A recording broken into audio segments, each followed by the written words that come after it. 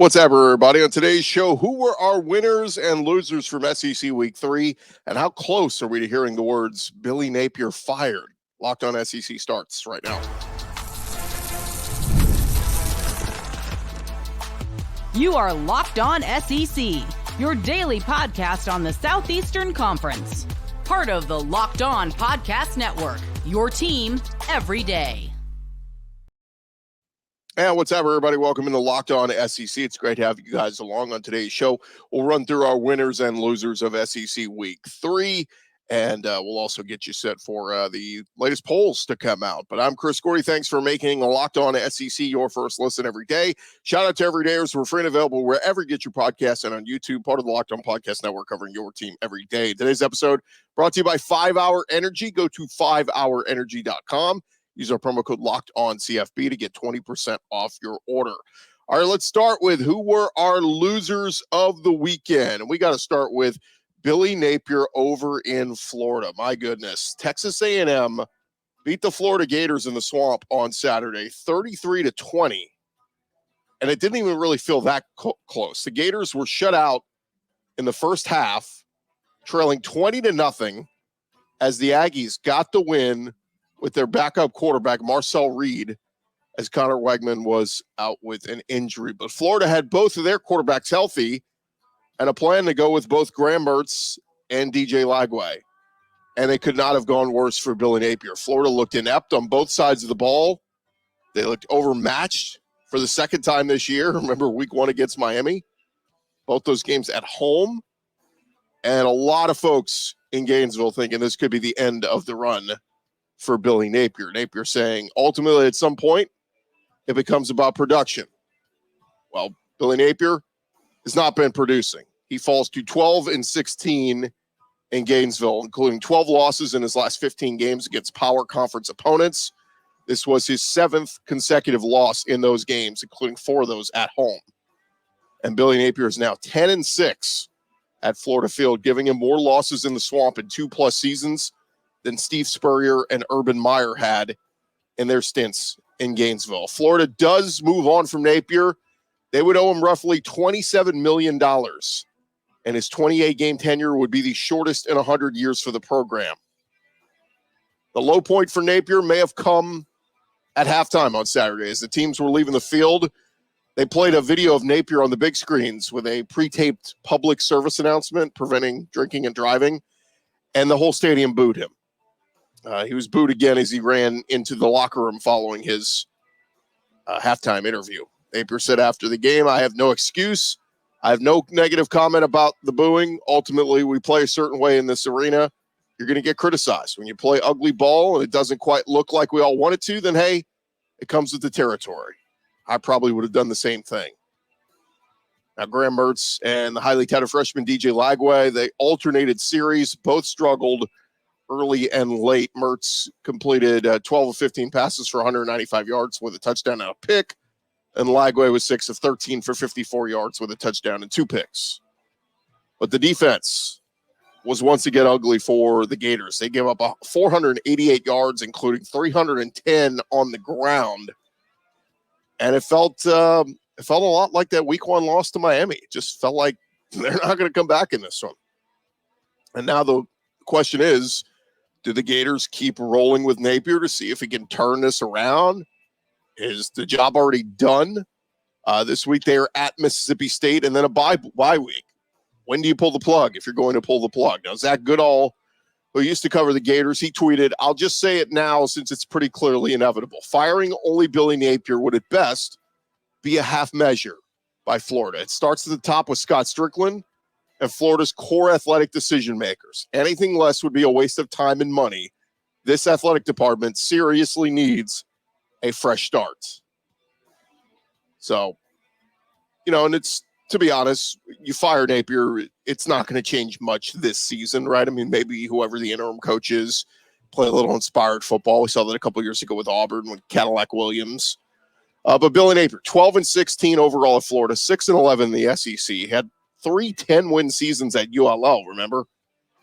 Napier said this is one of those places where there's history and tradition and expectations. There's been a lot of really good football teams that played in that stadium in the past. His comments came just a couple weeks after he came under fire for taking a jab at the Florida fan base. But on social media, fans are saying this: fire him now. Another tweet, the haters said Napier couldn't do it, and they were correct. Honestly, great call from the haters. Another tweet, there is no debate. Billy Napier is by far the worst coach in the history of Florida football. Another Florida tweeter, Billy Napier is ruining my enjoyment of Mike Norvell's incompetence at FSU. Now, there were reports that Florida had called a board meeting for Sunday morning. Did not see or hear anything following that. But, of course, some of the early conversation already now on who would the Gators target for their next head coach when the season ends. Some names being put out there. Lane Kiffin, of course, his name will always come up. Jed Fish over at Washington, a former Gator assistant under Steve Spurrier, although he took an L this weekend. Certainly they wouldn't make a move now, but, see where he is at the end of the year. Those seem to be some of the favorites. Some other long shot names being thrown out there. Dan Lanning, James Franklin. I even saw Eli Drinkwitz's name come out. And, of course, if you want to try to catch a rising star, maybe Alex Golish at USF. Maybe Glenn Schumann at Georgia. But one other topic to watch this week, assuming Napier does survive this week and he does coach the team this weekend in Starkville, I guess you continue to roll with Graham Mertz and still split time with him and Lagway. We'll see what happens there. All right, another loser of the weekend. My goodness, Vanderbilt. What happened, Vandy? We were singing your praises these first 2 weeks as you started 2-0, and then you go and lose on the road at Georgia State 36-32. Now, for those of you who didn't watch it, and I'm sure a lot of you didn't, Vandy trailed by 12 late in the game. Then they trailed 29-24 with 2 minutes to go. They get the ball in Georgia State territory. They start the drive. A couple of penalties, and Cedric Alexander punches it in from 1 yard out to give Vandy a 36-30, or to give Vandy a lead with 1:14 to go. And Vandy's defense proceeds to let Georgia State go right down the field and them scoring the go-ahead touchdown with just 15 seconds left in the game. And they lose. Diego Pavia played pretty well for 270 yards, 2 touchdowns, also had 40 yards rushing. And Eli Stowers, the former A&M quarterback and New Mexico State tight end, he had 9 catches for 110 yards and a score. It was Georgia State's only second win over a power conference team in program history. Clark Lee said after the game, we need to learn some important lessons about what kind of team we are and what it's going to take for us to win. Stowers said after the game, quote, we didn't approach this week with the amount of preparation we needed to, and it showed on the field today. It's just unfortunate. I saw a lot of Vandy fans tweeting, this is unacceptable. I mean, the player himself said you didn't have this team ready to play. They weren't prepared. One fan tweeted, I like Clark Lee, but that was his defense. His defense. They gave up 36 points to Georgia State. And it was his defense that gave up the lead with 15 seconds to go. Another tweeter tweeted a response to Clark Lee's quote when he said, this doesn't erase the progress we made the first 2 games. Tweeter said, bro, yes, it does. It erased more than progress. It erased built-up goodwill, momentum, bowl hopes. It erased it all, losing to Georgia State. So, Vandy, got to turn it around, guys. That was not a good loss. How about another loser of the weekend? And look, not all our losers of the weekend are actual losers. Sometimes they still lose the game, or still win the game. But for Quinn Ewers, this is the 3rd straight season he has left a game with an injury. And I get injuries are part of the game. But when you have a super popular backup and a guy named Arch Manning waiting in the wings, it's not good to get hurt and be out till God knows when. Before leaving the game, Ewers was very good. He was 14 of 16 for 185 yards, 2 touchdowns, did throw a pick. Ewers left the game in the second quarter with what appeared to be an injury to his side. Sark said at halftime it was a strained abdomen. And on Sunday, a Texas insider, Anwar Richardson, gave an update. He said that Ewers talked to doctors on Sunday and is considered week to week, suffered an oblique and an abdominal strain in the game. Now, injuries started to pile up for the Longhorns. Starting running back Jaden Blue missed the game due to an injury. They will be back in action against Louisiana Monroe this week, and then they will open SEC play with Mississippi State. Now, those are both very winnable with Arch Manning.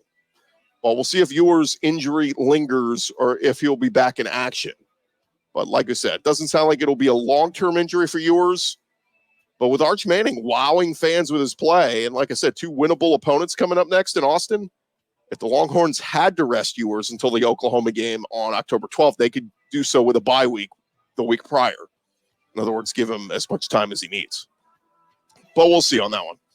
Another loser of the weekend, Georgia offense. What was that, Georgia? The Bulldogs survived one of their toughest scares in recent years, getting out of Lexington with a 13-12 win over Kentucky, but just 262 total yards of offense.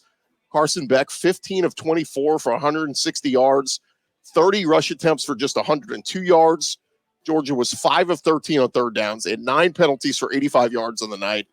It's one of those ugly nights for an offense. So what was the number one team in the country? More on that in a bit. But Kentucky outplayed Georgia for much of this game. Bulldogs do prevail. They did lose star offensive guard Tate Ratledge. He left the game with a leg injury. Kirby Smart asked about it after the game, said, "Don't know. I was told ankle and knee, but I don't know which is worse or how bad it is. I don't know much about it." Georgia's offense has not been very productive in 3 of 4 halves. It's played against Power 4 defenses this season. The lone exception was their second half against Clemson. And we'll wait to hear more about Ratledge's status along with several other Bulldogs. They will have a bye week this week, and then they will get the Alabama game. So they got 2 weeks to sit on this disappointing performance. Ratledge was spotted on crutches and in a boot on his way to the locker room after Georgia's win. So the general thought is he will miss at least several weeks. Ratledge started all 3 games at right guard. Micah Morris replaced him. But Georgia's defense still looks to be pretty dominant. Scoring offense for Georgia's offense ranks 13th in the SEC now, 32 points a game. Tennessee is number 1 at 60 points per game. Rushing yards per game, Georgia ranks 13 out of 16 in the SEC. They rank 9th in the conference in total passing yards, 10th in yards per pass. And Carson Beck is 8th in the conference in passing yards. That was a guy who was a perennial Heisman favorite before the season. The good news is Georgia's got a lot of big games still to showcase what they can do. And they said, they're making history. They won their 28th consecutive regular season SEC game on Saturday night. That set a new conference record. This was also Georgia's 42nd consecutive regular season win overall. Bulldogs are 45-2 in their last 47 games overall. In fact, Georgia has not lost a regular season game since November 7th, 2020, when they lost to number 8 Florida in Jacksonville.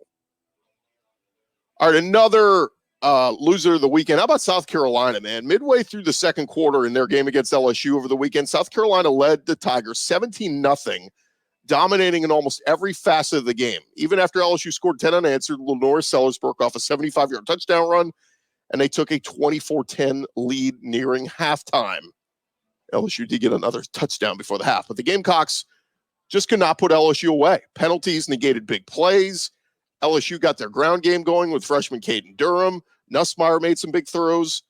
And South Carolina took a 33-29 lead on a field goal with 10 minutes to play in the game. They would get the ball back after LSU went 3 and out. They would fumble. LSU would throw a pick.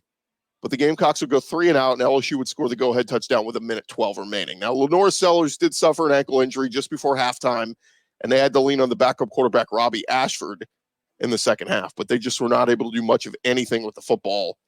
And South Carolina had a chance to tie things in the final seconds. Got to the LSU 39, 5 seconds to go, and Alex Herrera pushed a 49-yard field goal attempt left, and LSU celebrated. The Gamecocks were picked 13th in the 16-team SEC, missed a golden opportunity to put themselves in the running in the SEC. Shane Beamer apologizing to fans after the game for their 13 penalties. He said, obviously, we got a lot to clean up. There's a lot to build on as well. We've all got to be better, starting with me, but I want to apologize to our fans. 13 penalties. You're not going to win football games in the SEC with 13 penalties. And a lot of Gamecock fans blame the refs for some big calls that went against them in big spots. Beamer said after the game, the officials did not cause us to jump off sides twice. The officials did not cause us to lose leverage on a zero blitz and give up a completion. The officials did not cause us to miss tackles. Kirk Herbstreit writing in a social media post, he said, game could have gone either direction. Some tough calls late in this game that I'm sure many will talk about for some time. South Carolina next faces Akron at home on Saturday night.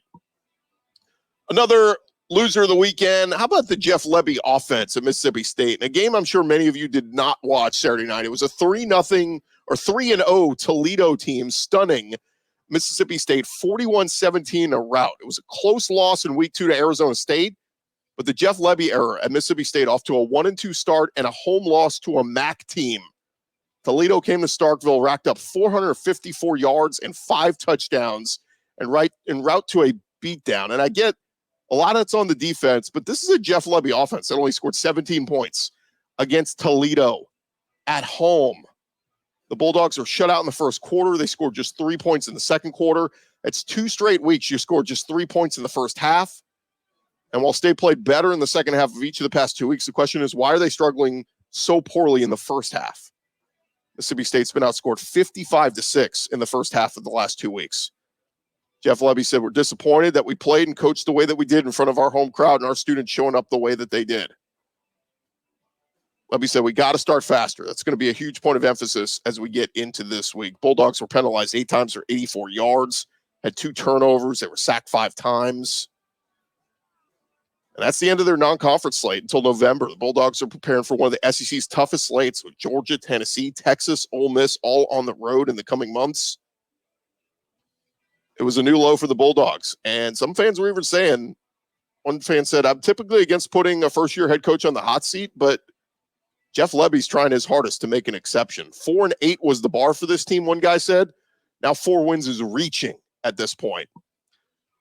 Our last loser of the weekend, we're going to put Sam Pittman in here. The Razorbacks came off a close road loss at Oklahoma State in overtime last week, a game they should have won, but the Hogs came home to face a struggling UAB team as 23-point favorites over the Blazers, and they found themselves in a battle, tied 20-20 at halftime, clung to a 30-27 lead with under 7 minutes to go before they pulled away to win 37-27. Jaquindon Jackson ran for 147 yards. Taylon Green had 96 rushing yards. Andrew Armstrong had 137 yards through the air. But Sam Pittman said, I just think we didn't throw or catch like we normally would. I don't think it was a win problem, but for whatever reason, we were off. We can't compete in the SEC if we play like we did tonight. We've got to do better. And look, despite Arkansas's second quarter resurgence, fans were still upset with Sam Pittman. Tensions were high coming into Fayetteville in this season.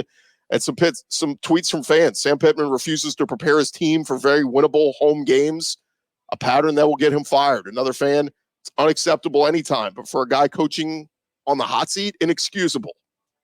Next up for Arkansas, a road trip at Auburn.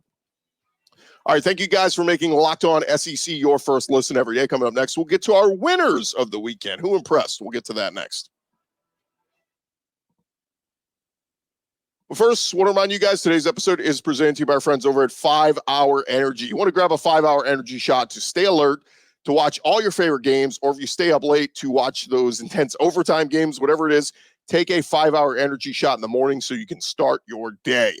Zero sugar, a convenient portable size. It's the perfect pick-me-up for getting stuff done. And the 5 Hour Energy website has flavors galore, like watermelon, tropical burst, grape, berry, whatever it is. Try them all. And on their website, you even have the option to build your own 12-pack, 24-pack. You choose the flavors, and they'll deliver it right to your door. If you go to 5hourenergy.com, that's the number 5, hourenergy.com. Get some 5 Hour Energy product today. Use our promo code LOCKEDONCFB. That'll get you 20% off your order. That offer is only valid through September 30th. On one order, cannot be used with other promotions. Not good on subscription orders. Go to 5hourenergy.com today to get started.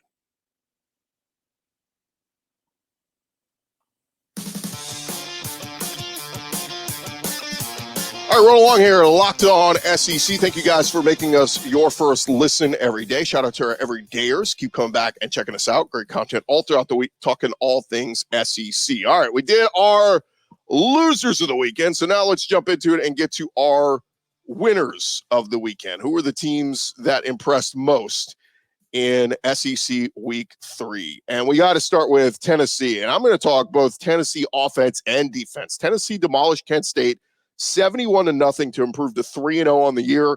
And on Saturday against Kent State, the 7th-ranked Vols had one of the best starts to a game they could possibly have. They had 283 yards of offense in the opening quarter, held Kent State to minus 29 yards. Those 37 points set a new program record for a single quarter at Tennessee. Quarterback Nico Iamaleava was 9 of 12 for 157 yards and a touchdown. Running back Dylan Sampson ran 10 times for 66 yards and 3 touchdowns. Deshaun Bishop had a 53-yard rushing touchdown. And with 6 minutes left in the flame, Nico Iamaleava just throws it up, 53-yard bomb to Chris Brazzell. Really good stuff. And if things weren't already bad enough, Josh Heupel called for an onside kick when they were up by 30, and they recovered it. This was Dylan Sampson's fourth straight game dating back to last year's Citrus Bowl in which he ran for over 100 yards. And we got to talk about the Tennessee defense. The Tennessee D has gone 16 quarters dating back to the bowl game without giving up a touchdown. Tennessee's offense is a problem under Josh Heupel, but this defense appears to be pretty damn good as well. And I get it, it's Kent State. But last week they did it against NC State. And that win, lopsided win over NC State a week ago, they made their mistakes, right? They used the game with Kent State to clean up those mistakes. Nico threw his first 2 interceptions of his career last week. He made better decisions. So the Vols are real. The Vols are for real. I had a couple people text me over the weekend, said, is Tennessee legit? Tennessee is legit. They're a legit team. All right, another winner of the weekend. How about Jalen Milroe? Threw for 3 touchdowns, rushed for 2 more, counted for 270 yards of offense, and those 5 touchdowns as Alabama routed Wisconsin 42-10 up at Camp Randall. Every time I get to touch the football field, I'm just blessed. Passionate about the game, Milroe said. Whenever we have an opportunity to make an explosive play, it's just all about having fun, falling back to why I love to play the game. Wisconsin suffered its most lopsided home loss since a 48-7 loss to Penn State back in 2008. And Milroe really benefited with that offensive line finally getting healthy. Jaden Proctor was back in there at left tackle, making his season debut. After the game on ESPN, Dan Mullen gave a helmet sticker to Milroe, said how impressed he was with him.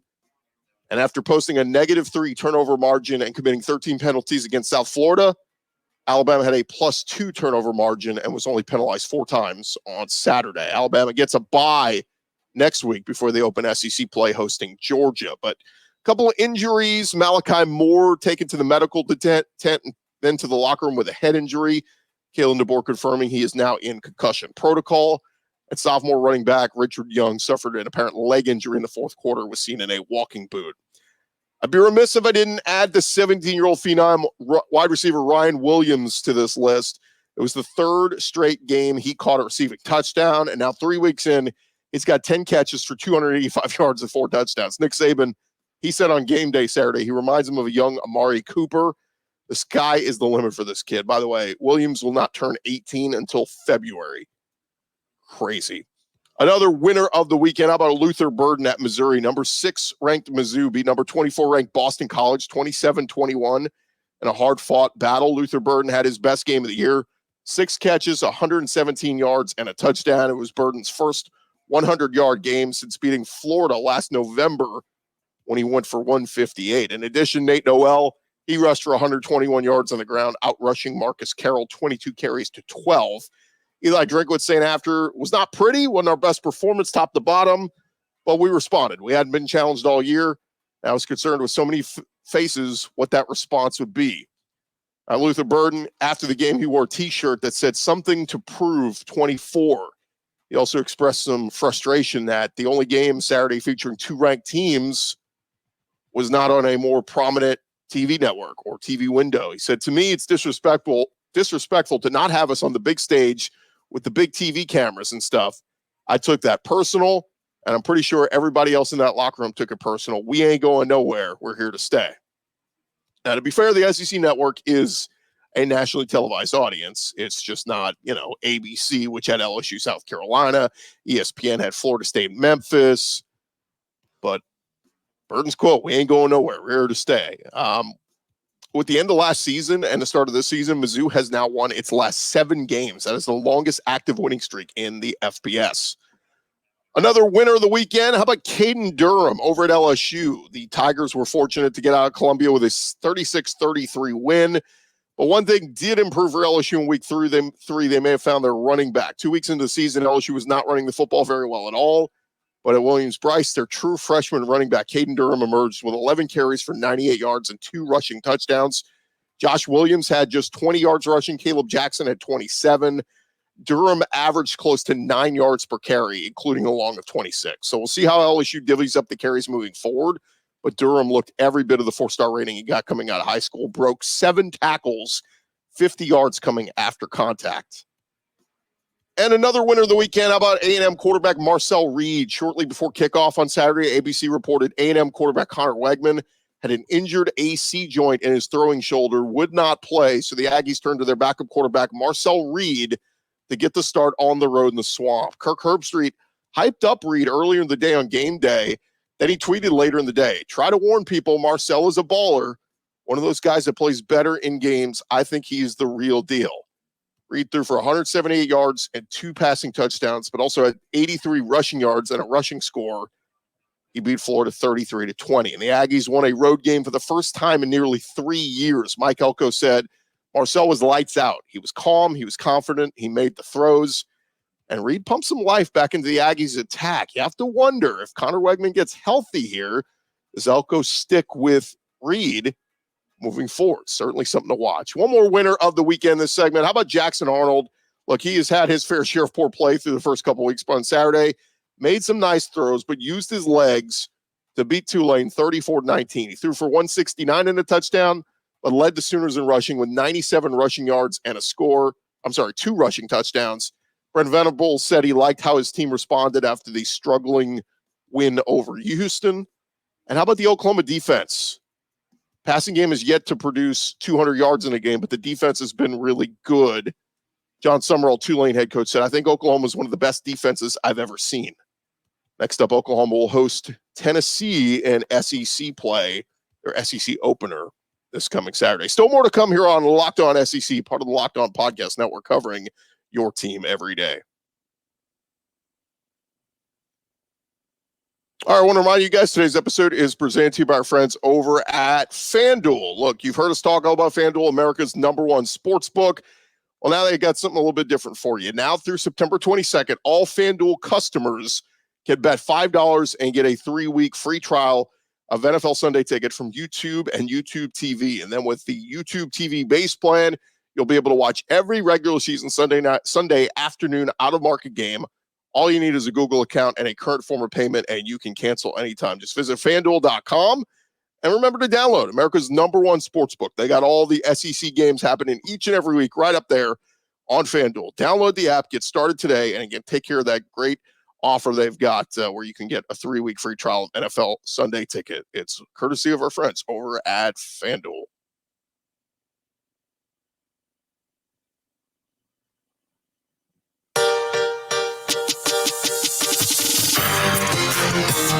All right, we're along here at Locked On SEC. We got to dive back into it because we got some more winners of the weekend to get into. So let's dive back into it. Let's stop off over in Auburn as Hugh Freeze got a great play out of his. Well, first off, let's start here. We got a Friday afternoon news dump out of Auburn.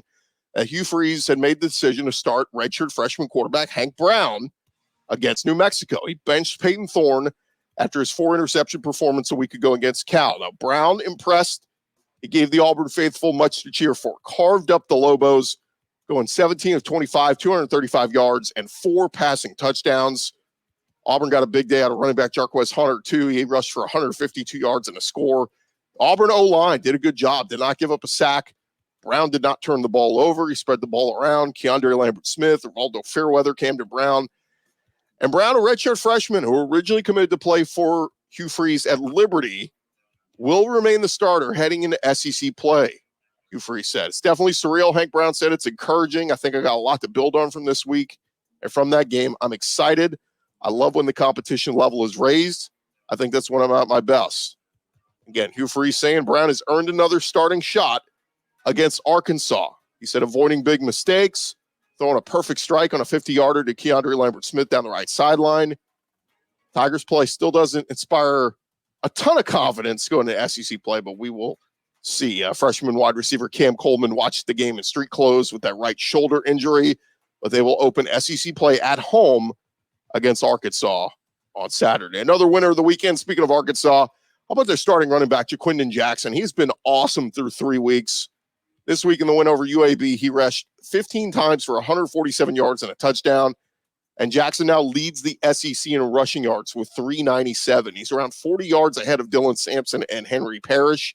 I said earlier this offseason, I just had a feeling Jackson was going to be an impact player for the Hogs alongside Taylor Green.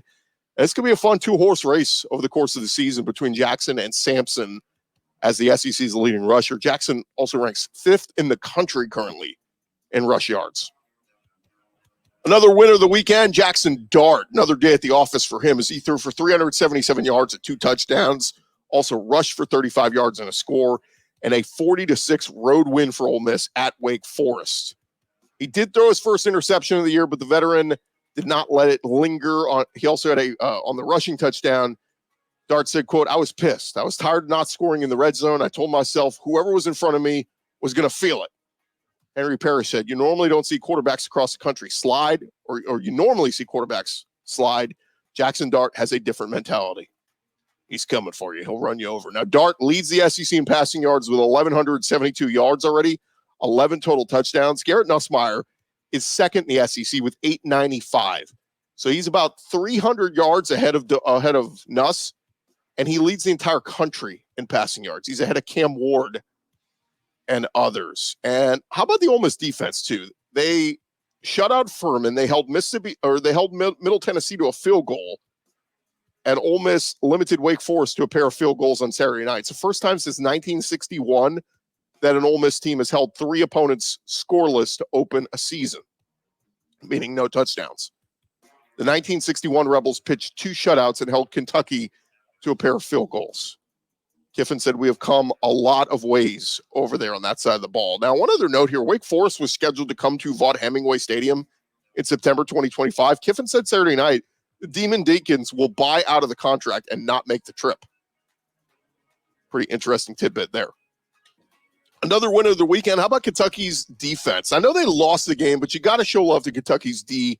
Just a week after they gave up 31 points to South Carolina, the Wildcat defense held Georgia to just 262 total yards of offense. Zion Childress had 6 tackles. Ty Bryant had 6 tackles. Derek Jackson had 6 tackles. I mean, all their guys, J.J. Weaver, Deion Walker, Jamin Dumas Johnson. Give credit to the Kentucky defense. They did everything they could to keep their team in this game against a really good Georgia team. They lose 13-12, but big credit to DC Brad White, a really good game plan. Mark Stoops said after the game, "I think I'm not saying I'm pleased with a moral victory. We played hard. I thought we had opportunities to win this game." One other winner of the weekend, how about Arch Manning? We got a glimpse of the future of Arch Manning running the offense for the Texas Longhorns. Arch came in for the injured Quinn Ewers, broke off a 67-yard touchdown run, threw for 223 yards and 4 passing touchdowns. On his first snap, he connected with DeAndre Moore for a 19-yard touchdown pass. And his 67-yard touchdown run, the longest by a Texas quarterback since Vince Young in 2005. Pretty crazy, too. A couple of sports books have actually put Arch Manning Heisman odds on the board for this season. There's currently no timetable for Quinn Ewers' injury. One of the sports books now has Arch Manning as the 7th best betting favorite at plus 1,600 to win the Heisman. Also, shout out Ryan Wingo, their freshman wide receiver. 3 catches, 127 yards, and a touchdown. He also had 70 yards receiving in the opener against Colorado State. He's already becoming an impact player there. All right, a few more notes here. College Game Day announced they are heading to Norman for Tennessee, Oklahoma this week, so that is going to be a big one. It will be Oklahoma's first ever SEC game, and this will be the 9th time for Oklahoma to host College Game Day, but they're first on campus with fans since 2012 when Notre Dame took down the Sooners. They also hosted Game Day in 2020, but they didn't have any fans there for Bedlam during the pandemic. SEC Nation, they announced they are headed to Baton Rouge for LSU's game against UCLA this week. So that will be interesting. And real quick, the rankings came out on Sunday. And how about the AP poll? They put Texas ahead of Georgia, jumped the Georgia Bulldogs. Texas number 1, Georgia number 2. Ohio State 3, Bama 4, Ole Miss 5, Tennessee 6, Mizzou 7. So again, 5 of the top 6, all from the SEC.